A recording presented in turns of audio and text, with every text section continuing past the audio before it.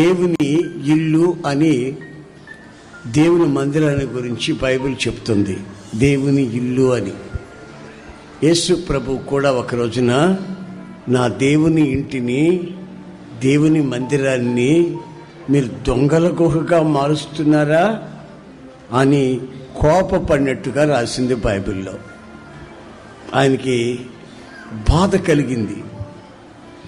దేవుని మందిరాన్ని దేవుని మందిరంగానే ఉపయోగించుకోవాలి, కానీ దొంగల గుహగా ఉపయోగించకూడదనేది ఆయన మనసులో ఉన్నటువంటి ఉద్దేశం.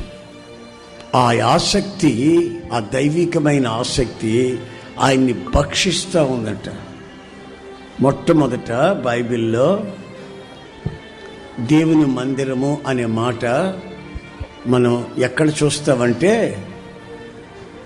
ఆదికాండం 20